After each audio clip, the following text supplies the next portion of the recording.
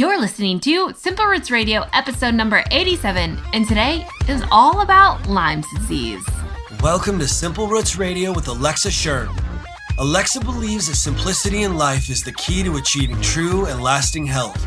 And now your host, Alexa Shern. Welcome back to the show. I'm your host, Alexa, and as always, this is the place to get healthy, live happy, and find joy. Today, we're uncovering a little bit more about health, specifically a scary disease, or what I think of as a scary disease, Lyme disease. I know it's going rampant and it's tick season around here, and that means all the fear and all the worry about what this disease is and what it can do for our bodies and how we can prevent it.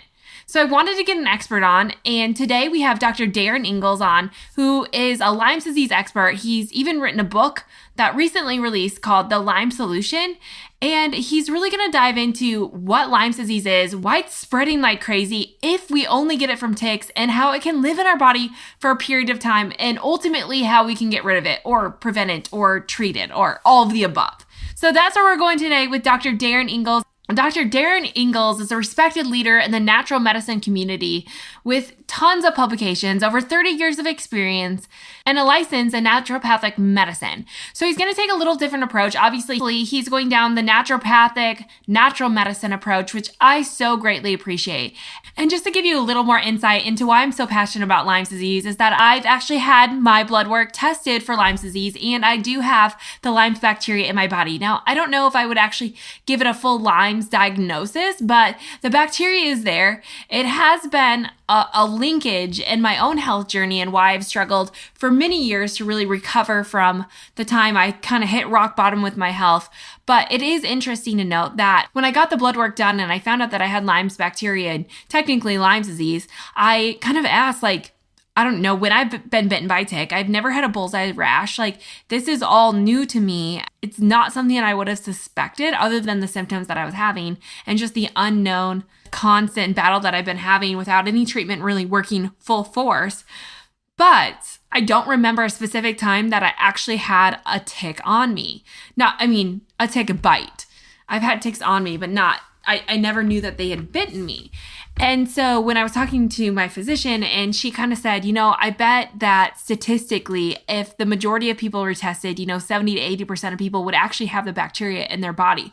It is that common. So it doesn't mean that it's always active, but in a lot of people, it's there and it can become active. And today we're going to break down all of that with Dr. Ingels. Like I said, I'm asking him what it is, how it's spreading, and how we can ultimately prevent it and treat it.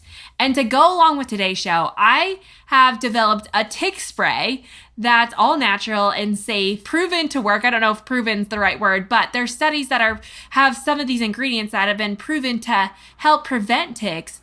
And so today over on the blog and in the show notes for this episode at simplerootswellness.com/087, you can find that tick spray as well as more information on the show on Lyme disease and where you can learn more about Dr. Ingels and grab his book, The Lyme Solution. So hop on over there. Again, all the show notes are always found at simplerootswellness.com/the episode number. And this episode is number 87. So that's simplerootswellness.com/087. And before we get started today, I do have one more quick thing that I want to ask you. Would you mind leaving me a rating and review? I know I say it all the time, but it's literally the lifeblood of the show. It helps other people who wouldn't otherwise find and hear about Simple Roots Radio to do so and to join this community of like-minded people who are really just on a mission to achieve health that's realistic, easy, and exciting. I say exciting, to actually create a desire to live a healthy life. That's really where we're going with all of this. So again, to leave a rating and review, it's as simple as taking 2 minutes out of your time, head on over to iTunes and search for Simple Roots Radio, or just head on over to simplerootswellness.com/review and leave a star rating and a written review of the show. Again, the written review helps me to form and create shows based on what you want, on what you're liking, and maybe even ideas and suggestions that you have for me. So again, leave all that information over there. It means the world to me. They really do help this show out. Literally, it's the one thing that you can do to really support me, and it costs nothing, just a few minutes of your time. Anyways, make sure you head on over there and do that, and then come right back here to dive right into the podcast all on Lyme disease. Welcome to the show, Dr. Darin Ingels. Thank you so much for being here. We're talking about a deep subject all about Lyme disease, but I really just thank you again for being here on the show with me. Oh, thanks for having me, Alexa. Yeah. Okay. So like I said, today we're talking about Lyme disease, which has become a really big, scary disease that seems to be plaguing America. I mean, you hear more and more and more people getting diagnosed with Lyme disease. But I want to step back and take a deep dive into what is Lyme disease. Sure. Well, Lyme disease is actually a bacterial infection, and it's an infection you acquire through generally a tick bite. And once the tick bites you, it actually carries this bacteria in its saliva and injects it into your bloodstream. And when it spreads throughout your bloodstream, you can get any number of different symptoms. So it can cause primarily flu-like symptoms initially, so you can get a fever, headache, chills, joint pain, muscle aches, swollen lymph nodes. The telltale sign of Lyme disease is actually a specific kind of rash called a bullseye rash. And when you look at it, it looks like a bullseye or a target. And if you see that, you definitely know you've been bitten by a tick that carries Lyme disease. After you get through the acute stages, it can actually start to change a little bit, and the symptoms look a bit different, where we'll see more neurological symptoms, things like memory loss, cognitive impairment. People become very forgetful, or even say they feel kind of clumsy, trip over their feet. You can get what's called migratory pain or wandering pain, where one day your right shoulder hurts, and the next day it's your left knee, and the next day it's your right ankle. Again, that's kind of a unique symptom common to Lyme disease. And again, you can get all those other joint and muscle-related conditions. So, we call Lyme the great imitator, the great mimic. It actually looks like a lot of other different illnesses out there, which is why we probably see a lot of people who either get misdiagnosed of having something else or don't get diagnosed at all. But, in areas where we see a lot of ticks, specifically the deer tick, that's the tick that transmits Lyme disease, we tend to see a higher incidence. So New England is a hot spot in that central part of the Midwest, very near to where you are, Minnesota, Wisconsin, Illinois. That's another big hot spot of Lyme disease. Mm-hmm. Yeah. I mean, there's statistics, and you have a ton of statistics in your book, like more than 300,000 people are diagnosed with Lyme disease in the U.S. each year. But is everyone really bitten by a tick? Or can we get Lyme disease or the bacteria of Lyme in other ways? Or are people getting bit by ticks that really don't even know it? Well, I think a lot of people I see get bit by a tick and don't know it, because if they don't see that bullseye rash and their symptoms come on somewhat insidiously, it'd be easy to think it was due to something else. The statistics out there on the 300,000 new cases each year, that's what we know is reported. It's an underreported condition, so we know the number of people who actually have it is much higher than that, although we really don't know what that true number is. Is it 500,000? Is it 1 million? Nonetheless, it's a lot of people. And, certainly we've seen a gross increase in Lyme disease over the last 4 decades since we first discovered it in the late 70s, early 80s. And it's become the fastest growing infectious disease, not just in the United States, but really the world. We see outbreaks in Europe, Asia, and I was even at a Lyme conference last fall where they talked about having cases in Africa, and even in places that you wouldn't normally think carry deer ticks. Yeah. So why is it spreading so fast? Well, the World Health Organization seems to believe that it's related to climate change. A lot of the things that naturally keep ticks at bay, a lot of those checks and balances have really kind of, fallen away. So a lot of the predators that would normally eat ticks, that population is dying off. So things like possum, they eat ticks, and other rodents and animals. But climate change is really the biggest driving factor. Here up in New England, we anticipate we're going to get cold winters, and that freezing cold temperature is usually enough to kill the ticks off. But boy, over the last decade or so, we've had very warm winters, and having those warmer winters means that we don't get cold enough to really kill off the tick population. And therefore, every year the tick population continues to grow and grow. Right. In addition, I think, as we all kind of migrate around the country and the world, there are just ways that these ticks can, get on people, go elsewhere, get on trains, get on planes, go elsewhere. Once you get these ticks on you, it's very easy to spread. So what we used to think was kind of confined to, again, New England and the central Midwest, we're now seeing that distribution of ticks spread out further and further.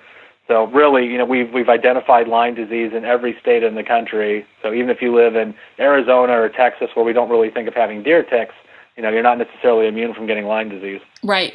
Yeah. Okay, so in my own life, I've been tested and I am actually positive for Lyme disease, or let me say the bacteria for Lyme's is in my body. Now, I've heard that, like for me, I've had symptoms of Lyme's, but I've never had anything drastic. But is it true that Lyme's or the bacteria of Lyme's disease could be considered a self-pathogen? So it could almost act like as an autoimmune disease, or am I way off there? No, you're exactly on point. And, the test that we have available, people need to understand that what it's actually measuring is antibodies. That is your immune response to exposure. Mm-hmm. So all the test really tells us at best is, have you ever been exposed to that organism?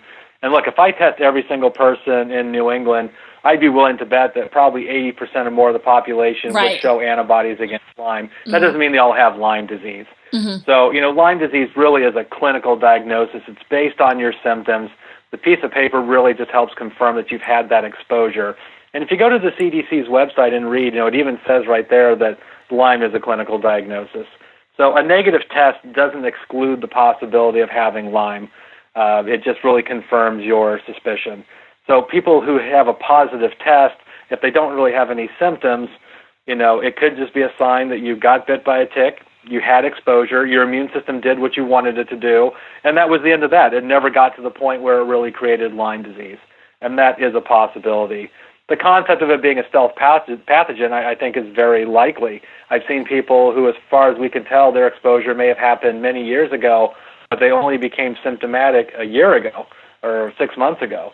So is it possible that you could get bit at the time it really doesn't do anything, and then something happens further down the line where your immune system's stressed that allows that organism to become more active? I think it's possible. Mm-hmm. And I've seen patients that, have known Lyme disease, they get treated, they go years of being symptom-free, and then they become symptomatic again. Is it really just a reactivation of the old Lyme, or is it a new infection?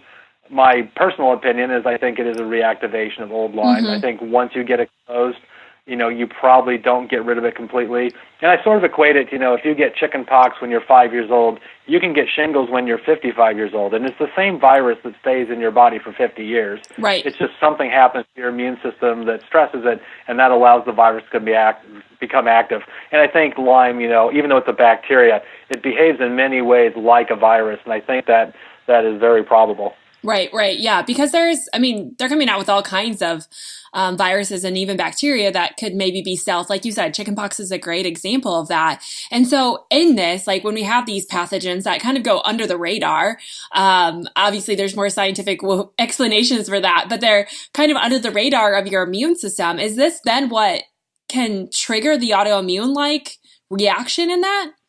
Or... Yeah, there's a lot of really interesting research about not just Lyme, but other microbes and their capacity to trigger autoimmunity.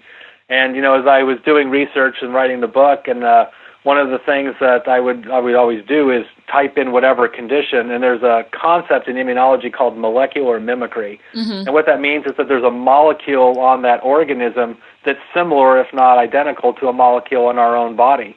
And so as the immune system gets activated against that pathogen, it accidentally starts attacking our own tissue. And whether it's your joints, your muscles, your brain, that kind of varies. But I was surprised to see that there was so much research out there on Lyme and these other pathogens and their ability to trigger autoimmunity. And, my experience having Lyme myself and having treated thousands of patients is that, once you get past that acute phase of, being sick with Lyme, I think a lot of these chronic Lyme symptoms that people experience are probably more to do with this autoimmune event that's been triggered secondary to the Lyme. So at that point, just treating the organism itself isn't really enough. We have to dig a little deeper and start looking at the body as a whole and treat Lyme really more as an autoimmune disease than just a straight-up infection. Mm-hmm. Right. And that totally transitions into treatment, which I want to talk about. But I think kind of going along the lines of like the idea that can we really get rid of Lyme's once it's in our body? Like, do you believe that we can actually get to a place where we can get rid of these self-pathogens so they're not just kind of, I don't want to say remission, but kind of, going under the radar again so they don't come back up? Well, I think, we get into a very interesting conversation about, we get into the nature versus nurture discussion. Is it really the organism, or is it how the body handles the organism? Mm-hmm. I think an argument can be made that a lot of microbes are really here to protect us. Mm-hmm. And, when we get sick, a lot of the microbes we get sick from are things that are actually normally part of us. A child can get strep throat, and strep is part of the normal flora for a lot of people. So is it because strep is inherently bad, or is it just because the organism, our body, is no longer handling strep the way it should, and that allows it to become problematic? Mm. And we could say the same thing about Lyme. Is it merely just the exposure to the tick bite, or is it other things in play that allow it to persist more often than it should? And again, my opinion, having had Lyme myself, when I had Lyme, I had classic Lyme disease. I'd had every symptom you read in a medical textbook with, headache and joint pain. I had 105 fever, chills, the whole thing. And when I started on doxycycline, after 4 days, I really felt perfectly fine. I had really no symptoms at all. But I was 3 weeks, before I opened my own practice. So when I opened, I was, the doctor, the bookkeeper, the receptionist, right, everything. I was working, 10, 12-hour days. And after about 8 months of keeping up on that schedule, I started to relapse and get symptoms again. And when I went back on antibiotics, it didn't do anything. And I changed antibiotics, and it still didn't do anything. And really, it was 8 or 9 months of changing antibiotic protocols and actually feeling worse and worse. And I was fortunate that I found a doctor in New York City who treated me with Chinese herbs and a lot of things I talk about in my book that really kind of pulled me out of the weeds. But, in retrospect, I can look back and say, wow, was it really the organism that was the problem, or is it just that I'd really stressed my immune system to the point where the Lyme that was already there, that was really kind of quiet and kept at bay, was just allowed to come out? Again, my gut feeling is that it really was more of the effect on the terrain on my body that allowed that to happen. And had I, not been working those hours and really taking better care of myself, I probably would have fine and never had a problem again. And there are people out there that get Lyme and they get treated, and that's sort of the end of that. But I'm typically working with that other group of people that do end up with chronic or persistent Lyme and, have failed a lot of different therapies. So, my book is really about how do we deal with, again, the body as a whole, and how do we really look at the terrain of what's going on to make sure that your immune system is really doing everything we want it to do. Right. And I love that approach because, as we see just disease in general, autoimmunity on the rise like crazy, like you said, Lyme's, I love that you bring it back to the perspective of how can we better help our body as a whole, not just looking at that specific organism. Because like you said, our immune system is intricate and it's multi-layered, and maybe it's that's not functioning right rather than just the organism. Because like you said, when I started looking into, and talking with the holistic doctor that tested me for Lyme's, she's like, I bet the majority of people who would walk in here, if they got tested, they would also be a carrier of the bacteria. Like you said, it's just a matter of when it's going to show itself. And that stressful life. So I love that. So now when we get into talk about the treatment of Lyme's, and I know we can talk a lot about the treatment for the initial bullseye rash, but that's basically boils down to antibiotic use, correct? Correct. I think that's the one case where antibiotics really are very appropriate, and I do recommend when people know that they have acute exposure that they get antibiotics. I think the one area that we probably disagree with the conventional community is, 10 to 21 days of doxycycline is kind of the standard course for an adult. And the nature of Lyme is that it's a very slow-growing organism, and doxycycline only works when the organism's in its replication phase. So when it's not replicating, doxycycline really can't do anything to that bug. So because it's such a slow-growing organism, the course of treatment really does need to be longer. And I think most of us who've been in the Lyme world for a while would probably agree that 3 weeks just isn't enough, that 6 weeks is probably the minimum, and that's what most of us recommend. Yeah. Okay, so then when we move in, though, to this chronic Lyme, and I think what more of your book is focused on is really looking at the body as a whole, enhancing our immune system. What is the protocol that you've laid out. Can you just kind of give us a little basis? Obviously, you've laid out nicely inside the book. It's fantastic, by the way, of laying out foods you should be eating and even recipes. And then later I want to talk about supplements, but just for now, like the basis of the lifestyle of treating chronic Lyme's. Like, what have you found to work? Because I know a lot of people out there have tried a lot of different things. Yeah, so, again, this book was really written out of my own experience with Lyme, and again, having treated a lot of Lyme patients.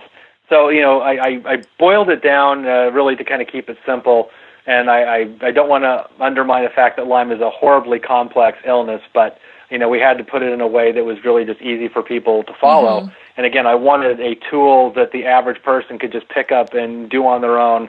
I just see so many Lyme patients that live in areas, where Lyme isn't really known, and sometimes doctors are very resistant even to testing you for it. So I wanted a tool that people could have and really follow on their own. But the 5 steps really, the first step is about gut health. Again, we know that, up to 80% of your immune function comes from the gut. So if your gut's not functioning well, it's very difficult for your immune system to function well. So I talk a lot about different nutrients and probiotics and things you can use to really help improve the integrity of the gut. If you've been suffering from chronic constipation, diarrhea, heartburn, all of these symptoms can be a sign that your gut really isn't operating as well as it should. And so we want to do everything we can to really optimize its function. And the second step is really about diet. And having tried a bunch of diets myself and trying different diets with various patients, what I settled on is what's called an alkaline diet. Mm-hmm. And what that really means is that you're eating foods that promote better alkalinity in your body. And what we know physiologically is that all your cells work best in an alkaline state. And for people who really don't know what that means, when we talk about pH, your body can be either acidic or alkaline. And we know as a whole that with the exception of the stomach, the bladder, for women, the vaginal area that's very acidic to protect against outside invaders, the rest of your body actually functions well in an alkaline state. And, everyone's heard of the concept of like acid rain and how that damages crops because it's really toxic to the soil. Well, in many ways, a lot of these acids that build up in our body can be detrimental and ultimately lead to inflammation. So an alkaline diet is about eating foods that ultimately keep your body pH where it should be and helps reduce inflammation. Mm-hmm. The third step is, really going after active infection. And again, I think antibiotics are very appropriate for acute Lyme disease. When it gets beyond that, there's some pretty good evidence that antibiotics aren't very effective, and they have a lot of potential side effects. So I've used various different herbal protocols to help treat Lyme. And what I like about the herbs is that I think they really achieve more than one goal. Not only are they effective at, getting rid of the Lyme or lowering that Lyme load, but they do a lot of other beneficial things to the body. They help reduce inflammation, they help improve circulation, they help improve cognitive function. So, the way I think of Lyme is if you're standing on a lake in the morning and it's a nice quiet lake and a motorboat goes blowing by, the boat can be long gone, but the waves are still rippling. And Lyme is kind of that way too, is that even when the organism may be gone, or at least quiet, it's kind of left a wake of destruction in its path, so we're kind of having to clean up that mess. So I like the fact that herbs, in conjunction with each other, really can help support your body as a whole, and again, it's not just focused on killing the bug. So I talk about, the various herbal protocols that I personally use and I've used with patients. Step 4 of the plan is really looking at your environment. And, we get exposed to toxic things all the time. So it's really about taking stock what's in your home, what you put on your body, put on your skin. All these things can have a cumulative load of, potentially damaging your immune system. So it's about going through and getting rid of toxic chemicals and stop spraying your lawn with, poisons. Mold is one I talk a lot about. In fact, it's the one thing I think mimics Lyme more than anything else is mold exposure. Mold exposure can cause headaches and fatigue and sometimes joint pain. So, making sure that you live in an environment that's free of water damage and mold can be critically important for getting well. So really taking stock, again, of your total environment and reduce what you can, control what you can have a big impact on your overall health.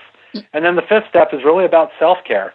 And it's about doing all the things to help, ensure that you're keeping your body and your mind, well. So I talk a lot about the importance of sleep.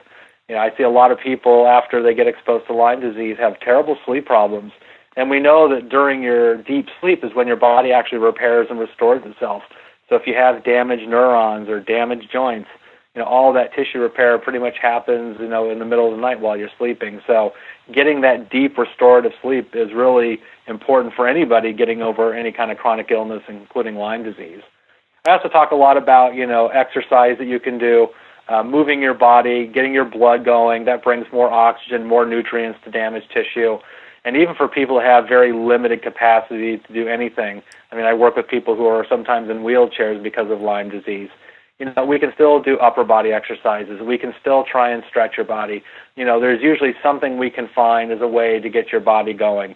As humans, we are designed to move, and so I like to encourage that we get your body moving as much as you're physically capable and can tolerate. And there's just so many wonderful, gentle types of exercise out there, like stretching, like walking, like swimming, yoga, Tai Chi, Qigong. And I like the fact that these can all be adapted to your fitness level. So if you're really having a lot of problems and you can't do very much, sometimes it's just a lap around the house. Mm-hmm. And if that's all you can tolerate, great, it's better than nothing. But I think when people are feeling bad and feeling tired, the last thing I'm going to do, and I know I felt that way when I was sort of in acute Lyme, the thought of doing any kind of exercise seemed kind of daunting. But I just want to encourage people to try and move their body the best they can. And then the last part of that really is about stress management. I think people get so caught up in the physical aspect of Lyme disease, we really kind of forget about the psycho-emotional effect that any kind of chronic disease has on your body. And, your brain and your body are very much connected. So when people are in a bad mental state, it doesn't do anything good for your physical body. So I think it's great if you've got some kind of support network in place, and whether it's friends, whether you've got a Lyme support group you're involved with, whether you've got a therapist you work with, it's really just what works for you. But, I know how it was for myself. At some point, people kind of get tired of hearing about your aches and pains and your headaches and the fact you don't feel well, and right. You feel like you kind of exhausted your close network of friends and family, and it's stressful for them too. I've been involved with someone who was chronically sick, and I know what it's like to be a caretaker as well, and it's very frustrating and very mentally difficult. So I think as much as you can get that support network in place and, find things in your life that bring you joy. I just know how it is when, again, people stop, when they're not feeling well, often people stop doing the things that they used to do that really brought joy and happiness to their life. So whether it's art, whether it's music, whether it's, watching a movie, again, it's kind of whatever it is that really brings that joy and excitement back to your life. But, making sure that we really take care of that mental part of your body, I think is critically important. Mm-hmm. Right. And I love that it's like a multi-layer total body approach to healing. So when you're looking at healing, are you specifically looking at going after the organism, or are you just looking at enhancing the immune system? Like letting the body take care of the organism, or are the herbs meant to really take care of that? Well, I think, the herbs are really designed to, again, accomplish a couple of goals. I think it is trying to lower the load of the organism. If we believe that Lyme is a catalyst for autoimmunity, the more bug that's there, the more it potentially can stimulate the immune system. So if you sort of think of it as there's 1,000 bacteria in your body and we can get that down to 100, there's just less stuff to aggravate you. Again, we don't know if you completely get rid of the organism 100%, but I think we can bring the load down to a dull roar. And I think, for people who've been on long-term antibiotics, this is part of the reason why they feel better, at least temporarily, is that they've lowered that load enough that it stops stimulating the immune system. But as soon as they come off the antibiotics, they're kind of right back to where they started. So, again, the herbs really have the intent of being part of the overall treatment to help bring that load down, and while we're continuing to work on all these other factors and getting the body healthier. Mm-hmm, right. I want to talk about the herbs for a minute because I love the approach of using them. Like you said, there's a time and a place for antibiotics, but when we look at antibiotics and healing the gut, they don't usually go hand in hand.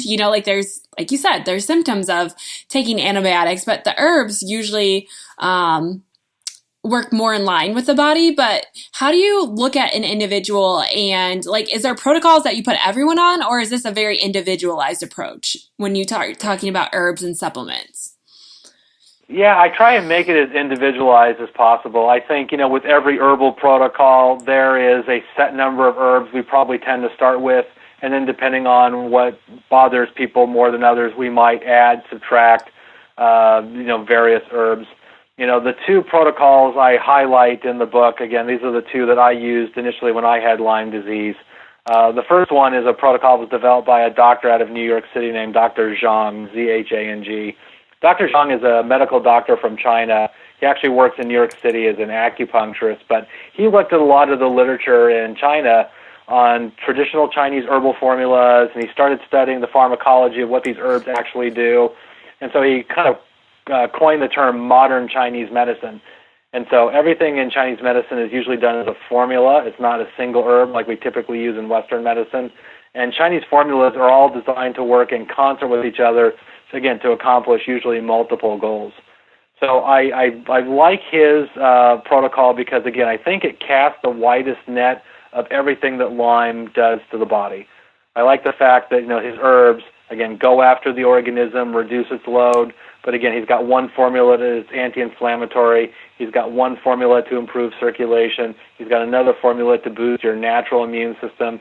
He's got other formulas that are more kind of symptom-specific, to help with your energy, to help with your brain fog, and so forth. So again, we can really custom tailor it to whatever it is that bothers you. The other thing I like about his herbs is that, side effects are really very minimal and actually quite rare. It's actually very common when people go on antibiotics that they get a die-off reaction called the Herxheimer reaction. And basically you feel really flu-like and kind of crummy during it. So for some people, that Herx reaction can be really bad, and it's very, in some cases, debilitating. And most doctors will tell you, well, it's just part of the treatment. You just got to buck up and ride through it. And I've seen people who've gone through this die-off reaction again for weeks and sometimes longer. And having been through it myself, it's pretty brutal. It's pretty hard to function during the day. So I like herbs as a whole because, again, these die-off reactions, it's not that they never happen, they can, but it's certainly far less than we see with antibiotics. So most people, can continue to function during the day and, go to work, go to school, do what you have to do to get through the day. So his protocol for adults is kind of my go-to. I also use a protocol from Dr. Lee Cowden. Dr. Cowden is a cardiologist out of Dallas, and I believe he's semi-retired now. But his protocol involves using a lot of herbs that come from the Amazon jungle down near Peru, and they're liquid tinctures. So this is I like for people who don't like to take capsules, and it's also one of my go-tos for children. Because they're liquids, we can use drop doses of it. They're very safe, they're very effective, and kids will actually take them. They don't taste bad. Some of the herbs out there, if you've ever tasted them, are pretty nasty, and it's hard to get people to comply if they're really gross. So I like these because you put them in a little bit of water. They really don't have any significant flavor or taste to it, and people will actually take it. That protocol is very interesting. There's a woman actually at the University of New Haven. Her name's Dr. Eva Sappi. She's a researcher, and she got Lyme herself. So she started studying these herbs, and she actually found that the herbs were more effective than the antibiotics. I get this question asked all the time if we talk about herbal treatment for Lyme. It's like, gosh, if I don't take antibiotics, am I kind of dooming myself? And I have to remind people that no, in fact, they're actually probably doing yourself a service, and that the herbs are, as effective as the antibiotics, and you're less likely to get some of the negative side effects from the antibiotics. So, those two protocols are the ones I've used the most. If you go on the internet and you read about herbal treatments for Lyme disease, you're going to come across a whole bunch of other protocols. Stephen Buhner, who's an herbalist, he's very well known in the Lyme world. He's got a great protocol as well. Byron White is another herbalist. He's got a protocol that works well. Susan McCamish developed a company called Beyond Balance. Those herbs are very potent. Each of these herbs, have their pluses and minuses, and I kind of go through it in more detail in the book. But I think our end goal is really the same, is that, we're trying to find ways to help reduce the load of the bug while continuing to support the rest of the body. And again, I think the beauty of herbs is that it really facilitates that. Right. So if someone has, who's listening to this that maybe can't come into your clinic, what are 3 tips that you could give someone to start this journey of healing? Well, I think the first step is really about changing diet. I think because diet plays such a significant role in your gut health, you can follow an alkaline diet. It's not terribly difficult. It's not so restrictive that you can't eat anything.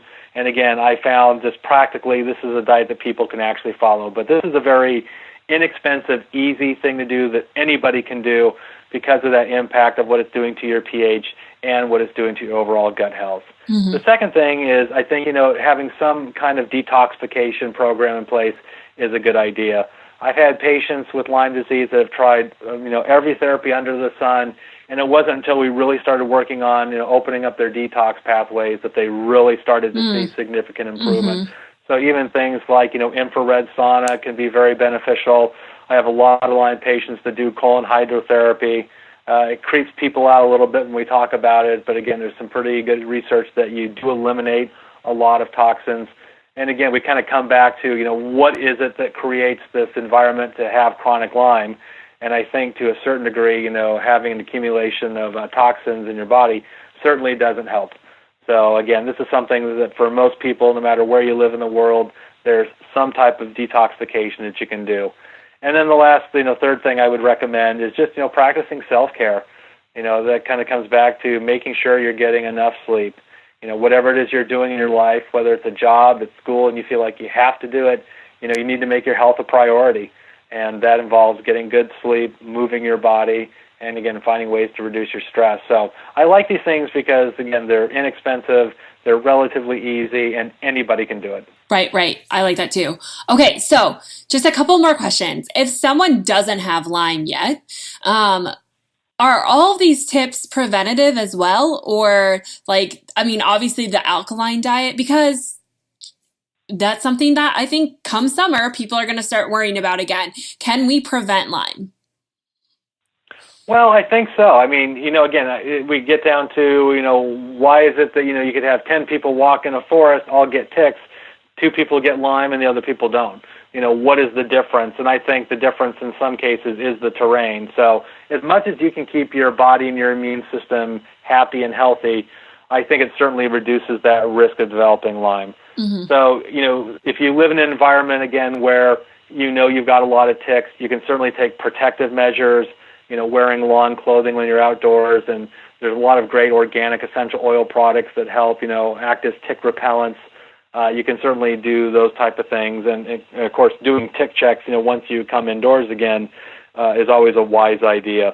But, if you keep your body healthy and you're doing all the right things to support your immune system in your gut, even if you get bit by a tick with Lyme, it may just be that, either A, you don't get sick at all and your immune system just takes care of it before it ever becomes an issue, or perhaps you get sick, you're acutely sick, you get treated, and then that's the end of that. I think, the better health you are going into the tick bite, probably the least likely of a chance you have of developing chronic Lyme problems. Is this the same go for kids? Because, Lyme's is increasing in children as well. So can we prevent it just the same in children? And is their treatment any different? Yeah, I think in terms of prevention for children, it really is the same strategies that we do for adults. I think, kids are kids and, they're going to be out there rumbling and tumbling and doing stuff that kids do. I think about the things my brother and I did when we were children. Right. And of course, my parents were probably mortified. But, I used to live in Kentucky and Indiana, and, we would go wandering through the woods and creeks and certainly had a lot of exposure to ticks. So, again, I think as a parent, it really is about being vigilant with your kids, and it really depends on where you live. But making sure that they have protective clothing, making sure that you do tick checks at the end of the day. And, I don't want to stop kids from being kids and enjoying life, but I think, particularly if you live in an area where Lyme is endemic, you really do want to be vigilant about that. And in terms of treatment, again, we have slightly different herbs that we use for kids, but the protocol is really kind of the same for children as for adults, where we still have them follow an alkaline diet. Again, we use some of these liquid herbal protocols, but the same type of things that can undermine the terrain of an adult are really similar to that of children. So we kind of approach it the same way. Mm-hmm. Yeah. So fascinating and such a deep, deep subject that so many people are affected by. So I really thank you for being here and sharing your information. I do have a few quick fire questions because it's always fun to end with a little personal note. So really quickly, what is the first thing you do every morning for your health? I started this maybe 2 or 3 years ago, actually having done a little research, I started my day with some lemon water. And lemon actually tends to be something that's very alkaline forming in the body. I actually just happen to love the taste of sour stuff, so some fresh lime, fresh lemon, and about 12 ounces of water is a really great way to start the day, and that's what I do to start my day. Right, yeah. I hear so many people say that as their first thing, so I think people should take note. If this many health experts are telling us to start their day with warm lemon water, I think we should go for it.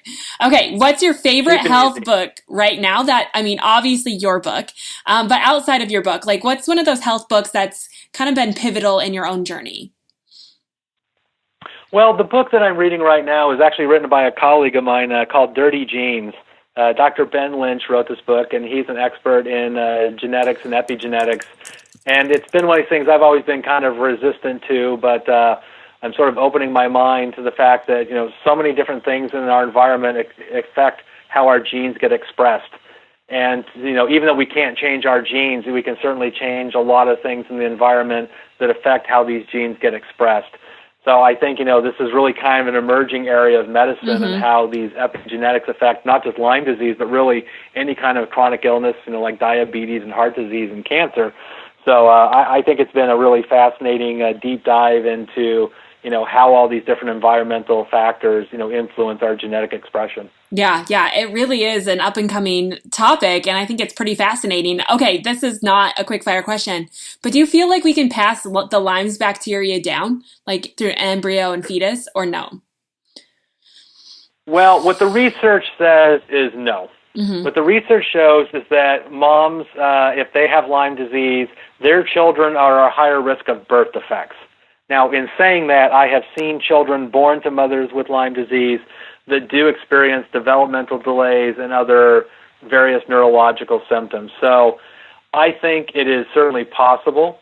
The research has not corroborated that, but, it makes a lot of sense to me just that, you share blood for 9 months, and since this is an organism that does travel through the blood, it kind of makes a lot of sense that that organism could, get to the baby and start triggering its own set of problems. So the research says no. My opinion is that in some cases it probably does. Yeah. Okay. All right. So what is the best piece of advice you've ever received? The best piece of advice I've ever received? Boy, that's a tough question. I got a lot of good advice, a lot of really bad advice too. I think, one thing that I'll say, my father always kind of instilled in me was really just don't quit. And I think that applies to, chronic illness. It's so easy to just give up. You say, look, I've tried a bunch of things. It's not working. My case is hopeless. There's no help. And I just want to encourage people to not have that attitude and to say, Thomas Edison once said, I found 10,000 ways not to make a light bulb. Right. So you just found a way that didn't work for you, but that doesn't mean that there's not a way that won't work. So I think, you just don't quit and you realize, this is your life, this is your health, it's important, it's serious, and take responsibility for what you do, but don't give up. Yeah. And is that the same advice you'd leave us with? Like, what's your best advice for us? Well, I think my best advice might be a little different. I think my best advice might be, really trust your intuition. I think most people are pretty in tune with their bodies, and they know when something's wrong, they know when something's not working, and it's very easy sometimes to be dissuaded by other external factors from following your gut. Your gut is going to be right most of the time. So, again, if you feel like, gosh, this sounds like Lyme, I've read about it, but my doctor refuses to test me. I live in Iowa. He says there is no Lyme disease. Well, that's just an opportunity to go find someone who's willing to work with you to get tested out. Or if you know you have Lyme disease and you've been on a certain treatment protocol for, months or years and you're really not getting any better and your doctor's telling you, well, you just need to stay with it, and you're like, but gosh, it just doesn't feel like right. Well, again, go with your intuition, and I think that's a sign that you need to change things up, or maybe sometimes even find a different practitioner to work with. Right. Great advice. Okay. Last question. Where can we learn more about you and your latest book? So if they go to my website, it's DarinIngelsND.com. It's DarinIngelsND.com. I've got a lot of information about the book. I've got a lot of information about Lyme disease and other things. So, we'd love people to sign up and subscribe to our newsletter. And we've got a lot of very useful, practical tips that we can give you. I also have a free immune boosting book that people can download. So we just love people to join our community. And again, our goal is to help you, overcome Lyme and, be your best version of yourself. Yeah. And the book is really fantastic. And I'll make sure and link all of that up in the show notes here in a little bit. But I just want to say thank you so much, Dr. Ingels, for being on the show. Such a wealth of knowledge. And I hope that maybe down in the future we can have you on for another show digging into this a little bit further. So again, thank you so much for being here. Great. Thanks, Alexa. Thank you so much for tuning in to another episode of Simple Roots Radio. I hope you enjoyed today's show as much as I did. I mean, Lyme disease is something that we hear a lot about. It's growing, it's becoming more prevalent, and I thought he gave so many great ideas to help not only prevent Lyme disease, but if you do have it, to hopefully find healing. So again, make sure you head to the show notes to learn more about Dr. Ingels and where you can find his latest book, The Lyme Solution. The show notes can be found at simplerootswellness.com/087. Again, that's simplerootswellness.com/087 to find all the information on Dr. Ingels and get that tick spray. And like I mentioned, the tick spray is super easy to do. It's quick, it's effective. All you have to do is literally mix up the ingredients in a bottle, which I just bought all the ingredients on Amazon. It was pretty inexpensive for how much it actually makes. Mix it up and just spray it on before you head outside, and you can spray it on your kids as well. So that's pretty cool. Anyways, again, all that's in the show notes at simplerootswellness.com/087. In the meantime, don't forget to rate and review the show, and make sure you sign up for my email list while you're over on the show notes.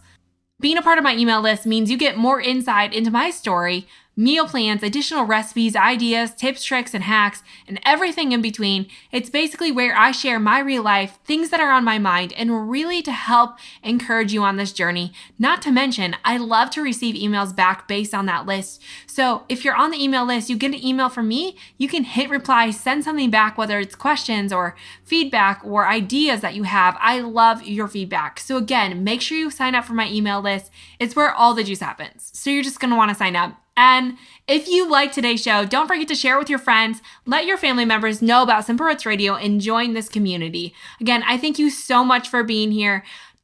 We have great podcasts coming up on Friday. There's an episode, which I think I told you last week was going to air, but it's actually coming up this Friday on 5 free detox methods to help you detox daily. These are completely free things that we could be doing more of. It's just a short, quick episode, so you're going to want to dive into that. And then we have some Q&A shows before we head into our summer series, which is all on the mindset.